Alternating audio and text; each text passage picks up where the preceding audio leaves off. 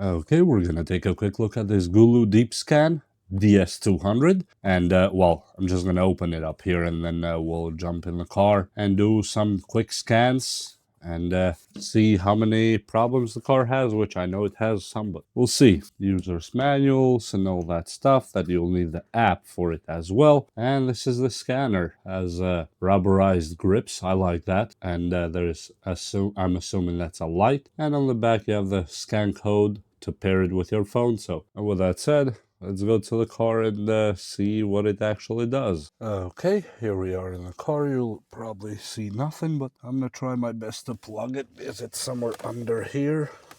Yep, right there, of course. And yep, we have connection. That beep is a really good thing to hear right now. Okay, let's get to the phone now. Okay, I'm gonna turn the key over here and turn off the AC, which doesn't work anyway, but it will tell us in a second that it doesn't work. So we're gonna go Mercedes-Benz. Oh wait, let me put the key back in.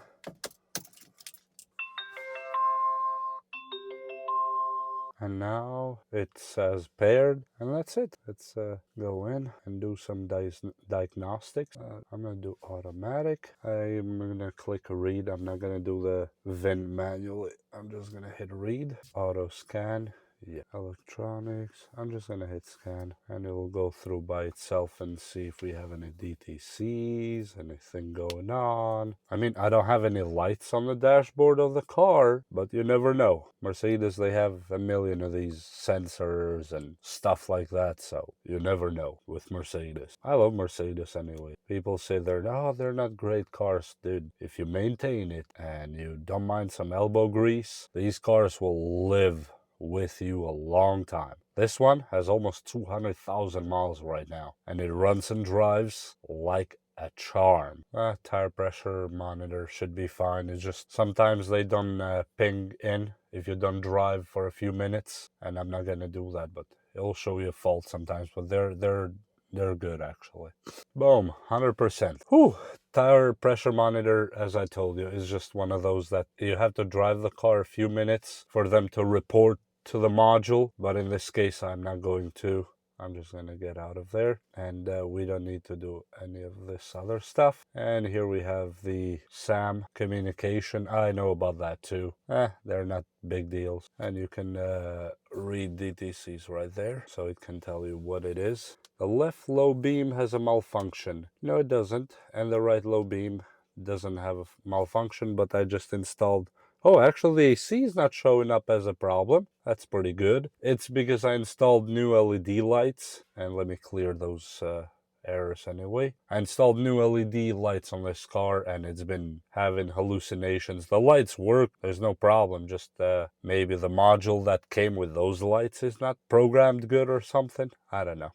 We're gonna get out of there. TPMS, I'm just gonna clear it, as I know what it is. I actually know both these problems, what they are. I have to drive it for this one, and the other one is just the monitoring system, and that's it. So actually it came out cleaner than I thought. Okay, auto scan, control unit, vehicle profile, and hot functions. What are hot functions? Oil reset, throttle adaptation, SAS reset, ABS bleeding, DPF regeneration, and EPB test. Nice. So it has actually read and write. Okay, control unit, drive system, body system, information communication system, chassis system, air conditioning system, seats and doors. I know I'm good with those. Driver assistance, it doesn't have one. Air conditioning is not gonna work here. I know that. But let's see. I don't have it on actually. Maybe I'm supposed to turn it on just to kind of give it a chance, even though I know 100% it doesn't work. Read. I just cleared the AC codes a few days ago with another reader, so not sure if they're still stored, and I didn't drive since then, so it is what it is. Yeah, no trouble codes, because I haven't driven yet, but I know there's a problem with the AC. That's not news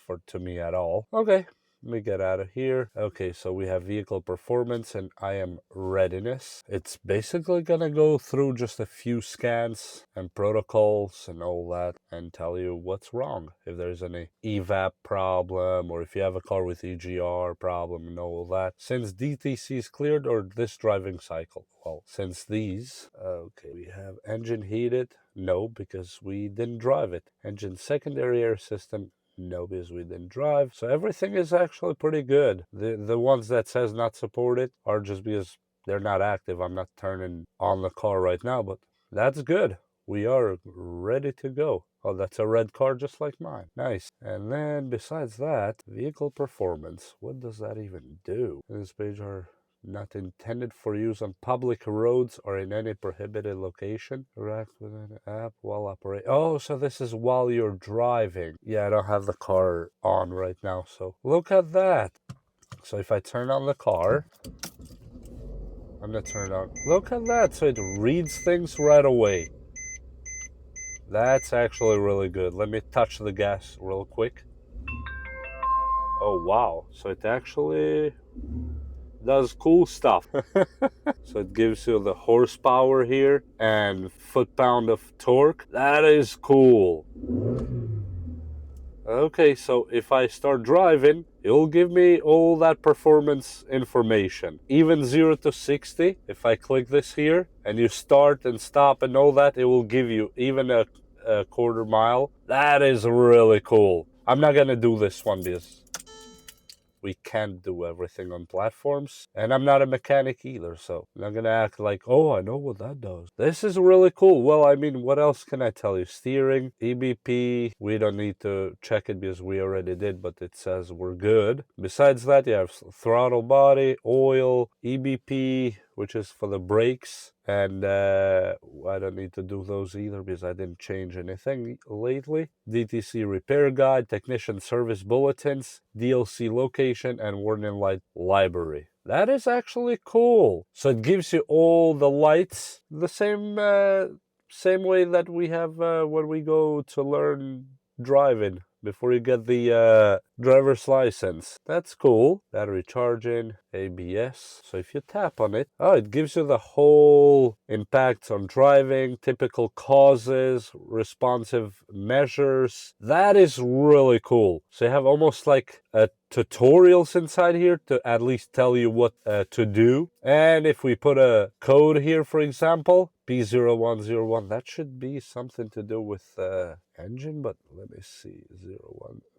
I'm just gonna test this one. I don't have a P0101, but look at that. Mass or volume airflow sensor A, or MAF, circuit range performance, and then it explains what to do. Check the mass airflow sensor. Check the intake air is leaking or clogged. Check relevant wire harness. Check the air filter. If no issues have been found during above steps, the PCM may be defective. Wow. For any uncertainties, please contact technical team. I like that. This is a really cool feature to have in the app. I really like that. And you have technical bulletins. If you enter your car's information here, you can check almost like, I'm assuming like a forum where you can get information, exchange information, all that good stuff. This is really, really cool app. At the maintenance, if you click more, it expands and it tells you what each function does. For example, EBP, if the brake pad wears down to the brake pad sense line, the brake pad sense line sends a signal and it will show in these cars. It just tells you that you have a problem with the brakes, so you need to change the brake pads usually. Wow. Okay, well, besides that, I don't know what else to tell you. It is actually that cool. I give kudos to them. I just disconnected it, but really beautiful design. Gotta say, really did a beautiful design on this one, GOOLOO.